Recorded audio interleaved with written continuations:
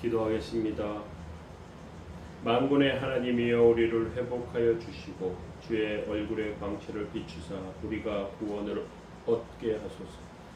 거룩하신 하나님, 저희들의 영혼과 삶에 하나님의 말씀의 은혜를 내리셔서 주의 뜻을 이루며 하나님 원하시는 일들이 저희들의 삶과 인생 가운데 삶의 자리에서 또 이 나라 민족 가운데서 이루어질 수 있도록 좀 도와주옵소서. 오늘도 말씀을 붙잡게 하옵소서. 예수님의 이름으로 기도합니다. 아멘. 네, 찬송가 401장 1절 찬송 드리겠습니다.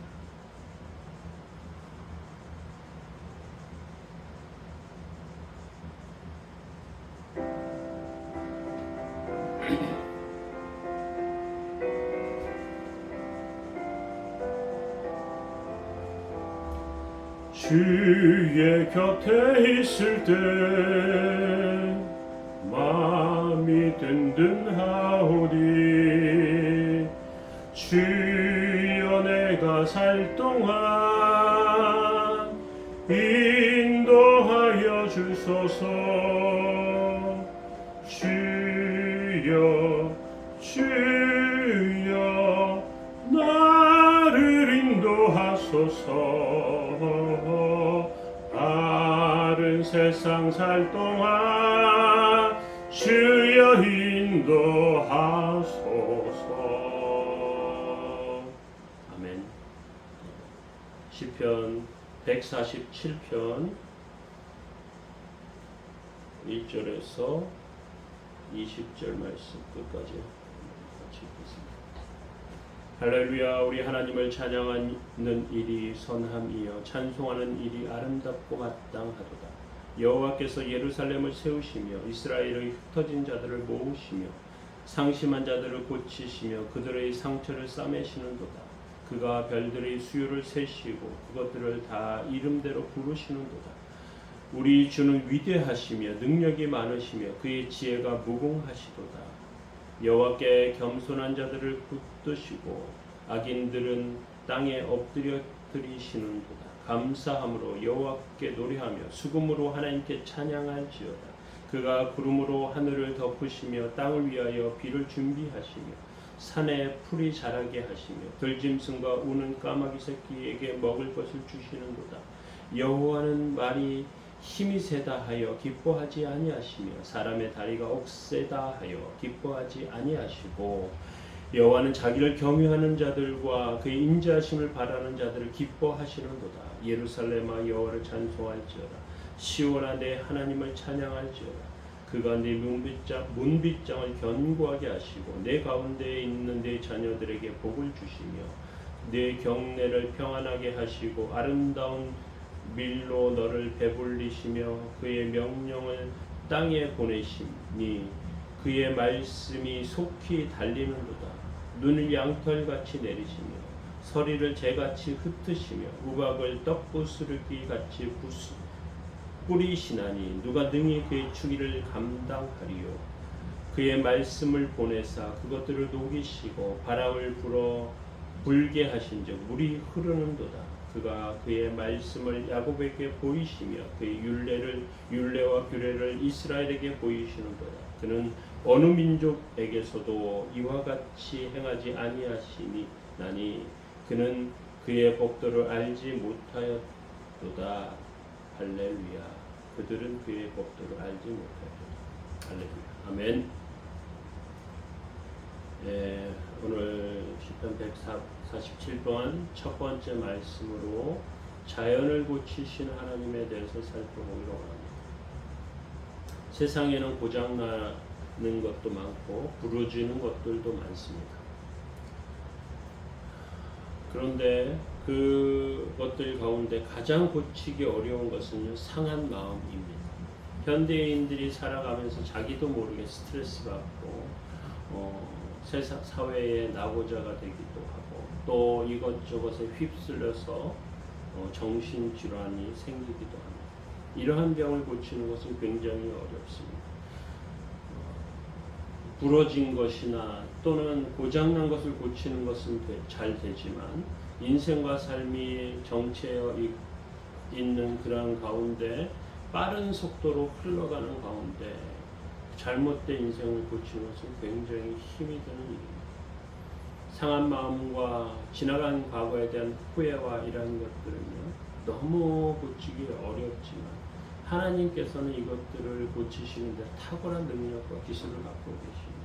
이스라엘 백성들이 홍해를 건넜습니다. 기적을 맛보고 찬송을 했습니다. 얼마 되지 않아서 그들은 마라의 쓴물을 만났습니다. 그곳에서 그들은 하나님께 원망하며 부르짖었습니다.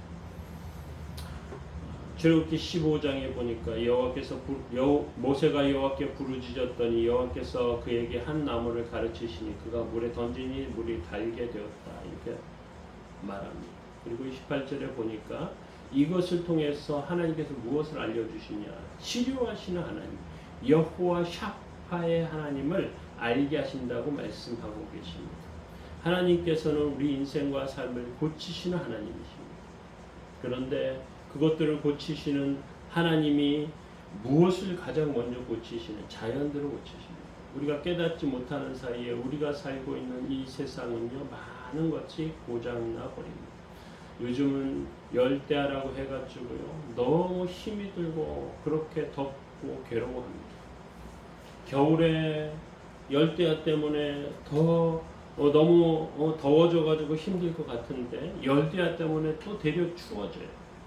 편서풍이 고르게 돌던 것이 사양을 하면서 이렇게 출렁출렁하면서 어느 지역은 너무 춥고 어느 지역은 너무 따뜻한 그런 기온을 보이게 됩니다. 요즘은 유럽의 그런 습기가 많지 않고 그렇게 에어컨 없이 잘 지내던 유럽이 지금은 40도씩 온도가 올라가면서 괴로워하는 모습들을 보면서 얼마나 자연도 많이 망가졌는가 다시 한번 발견하게 되었습니다. 그런데 이것들을 고치시는 그 능력과 역사는 하나님의 은혜 안에 있습니다. 1절을 보면 할렐루야, 우리 하나님을 찬양하는 일이 선함이요 찬송하는 일이 아름답고 마땅하도다, 이렇게 되어 있습니다. 본 시편은 할렐루야로 시작해서 할렐루야로 마치는 할렐루야 시입니다. 찬양하는 일로 시작해서 찬양하는 일로 마치는 인생이 얼마나 아름다운 인생인지 몰라요. 요즘 들어서 많은 사람들이 아침에 뉴스로 시작해서 저녁 때 인터넷과 유튜브 보면서 인생 하루를 마치는 경우가 많이 있습니다. 우리 인생 가운데 과연 할렐루야가 하나님의 영광과 역사를 생각하는 마음이 얼마나 자리 잡고 있는지 다시 한번 생각하게 되는데요. 하나님께서는 우리 인생과 삶 가운데 함께 하시는 하나님, 역사하시는 하나님을 우리는 기억할 필요가 있습니다. 그래서 하나님을 향해서 손을 들면, 하나님께 경배하면, 하나님을 높이면 하나님께서는 기뻐하시죠. 본 시편은 이렇게 말합니다. 찬양하는 일이 선함이요 아름답고 마땅하다, 이렇게 되어 있는데, 선하다 하는 말에는 어떤 의미가 들어있는가? 그것은요, 하나님께서 원래 계획하시고 섭리하신 뜻들이 있어요. 자연에도 하나님의 뜻과 섭리하심이 있고, 인생과 삶에도 하나님의 계획하시고 섭리하신 목적들이 있습니다. 그런데 이것들이 하나님의 계획하시고 섭리하신 그런 뜻에 합당하게 그렇게 발현이 되면 이것이 선한 일이고요, 이것이 아름답게 되는 것입니다. 그리고 이것들 가운데 하나님께서 기뻐하심이 있는 것이죠. 우주에 모든 별들이 있습니다. 많은 것들이 있어요. 그런데 얼마나 많은 별들이 있는지 더 자세하게 정확하게 보는 망원경을 발명할 때마다 우주에 있는 별들의 숫자가 달라져요. 하나님께서 이미 만드셨던 것들 가운데 사람이 발견하는 것에 불과하지만 그것이 너무나 깊고 너무나 위대하고 너무나 엄청난 것임을 사람들은 놀라게 됩니다. 4절은 이렇게 말하죠. 그가 별들의 수요를 세시며 그들을 다 이름대로 부르시는도다, 이렇게 말씀하고 계십니다. 수십억 개가 넘는 그러한 별들 가운데 하나님께서는 정확하게 알고 이름을 부르신다고 합니다. 어린 왕자에 보면 상택지베리의 어린 왕자에 보면 어린 왕자 이렇게 말해요. 어른들은 숫자를 좋아한다고.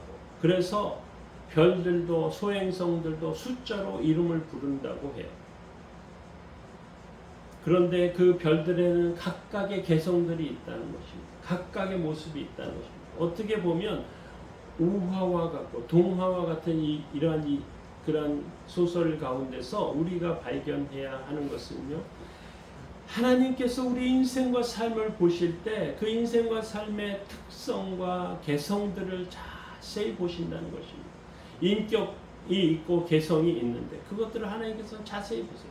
인류가 70억 명이 넘는 많은 사람들이 이 지구 안에 사는데 그 안에 존재 하나하나를 하나님께서는 알고 계신다는 뜻입니다. 하나님이 그리고 부르신다는 말씀이 하나님께서 우리의 삶과 인생 가운데 이런 은혜를 베풀어 주신다는 것이죠. 성경은 하나님께서 자연을 통해서 하나님의 뜻을 보여주신다고 말하고 있는데 8절에 보면 그가 구름으로 하늘을 덮으시며 땅을 위하여 비를 준비하시며 산에 풀이 자라게 하신다고 말씀합니다. 하늘에 구름이 없고 비가 내리지 않으면 지구는 점점 죽은 별이 됩니다. 황폐해지고요. 황량해져서 사람이 살기가 어렵고 동물들도 살기 어렵게 됩니다. 그런데 하나님께서 바다와 호수에서 물을 끌어올리시고요. 구름으로 덮으시고 그리고 비를 내려주십니다. 골고루 뿌려주십니다. 어떤 것은 사람이 생각하기에 많이 내리기도 하고 어떤 것은 사람이 생각하기에 강수량이 적기도 하지만 하나님께서 적당하게 내려주십니다. 사람이 자연의 그러한 일기예보를 계산하기 위해서 슈퍼컴퓨터, 굉장히 정말 대단한 과학기술을 집약해서 만든 그 슈퍼컴퓨터로 일기와 이런 기온들을 알아내려고 합니다. 그런데 며칠밖에 몰라요. 며칠도 그냥 확률적으로 예상하는 것에 불과합니다. 하나님께서는 그러한 것들 가운데 하나님의 뜻과 하나님의 인도하심을 보여주십니다. 그러면서 하나님께서 하시는 것이 무엇이냐면 산에 풀이 자라게 하시고요. 또 초식동물이 살게 하시고 곤충도 살게 하시고 또 동물과 새들에게 먹을 것을 주시는 그러한 하나님이시다 말씀합니다. 9절에 들짐승과 우는 까마귀 새끼에게 먹을 것을 주신다 이렇게 되어 있어요. 초식동물은 풀을 뜯어먹고 살고요. 육식동물은 초식동물을 잡아먹고 삽니다. 그런데 사람들은 육식동물이 험악하고 그리고 위험하기 때문에 육식동물을 많이 죽이는 경우가 있었어요. 그런데 이렇게 하니까 초식동물이 너무 많아지면서 풀을 다 뜯어먹어서 나무까지 먹어치면서 땅이 황폐해지는 것을 발견하게 되었어요. 적당한 것들이 필요한 것이죠. 하나님은 까마귀 새끼에게 먹을 것을 주신다 말씀하시는데 사람이 생각할 까마귀가 무슨 가치가 있겠습니까? 그런데 하나님께서는 까마귀 새끼에게도 은혜를 베푸시고요. 파리나 하루살이 같은 곤충들에게도 하나님의 그러한 뜻과 섭리하심이 있다는 것이죠. 개구리 같은 것들도 파리나 하루살이 같은 것들을 먹게 하십니다. 하나님의 그러한 은혜와 신비하심을 자연을 통해서 발견할 때 곤충들이 벌레에서 나비나 또는 이러한 성충으로 우아하는 그러한 모습을 보면 이것을 통해서 사람들은 이것이 죽은 것 가운데 다시 살아나는 부활과 같은 것들을 간접적으로 경험하기도 하십니다. 새들이 내비게이션 없이 수천 킬로를 날아가는데 정확하게 자기가 원하는 곳으로 갑니다. 하나님께서 주시는 그 생명의 신비야말로 정말 위대한 것입니다. 겨울에는 눈과 같이 내리고 그리고 봄에는 새롭게 태어나고 자라게 됩니다. 16절과 17절에 이렇게 말합니다. 눈을 양털같이 내리시며 서리를 재같이 흩으시며 우박을 떡부스러기같이 뿌리시나니 누가 능히 그의 추위를 감당하리요 이렇게 되어 있습니다. 겨울에 눈이 덮였을 때는 아무것도 살아있지 못한 것 같아요. 정말 험악하고 더럽고 추한 모든 것들이 눈에 덮여서 깨끗하게 다 사라지는 것 같습니다. 그런데 하나님께서 어느 날 이것들이 다 녹게 하시고요. 그리고 봄이 되면서 새로운 싹들이 자라게 하십니다. 여름에는 비가 내리고 또 태풍이 지나가기도 하는데 이러한 가운데 가을이 되면서 열매를 맺게 하시는 것이죠. 15절에 보면 그의 명령을 땅에 보내시니 그의 말씀이 속히 달리는도다.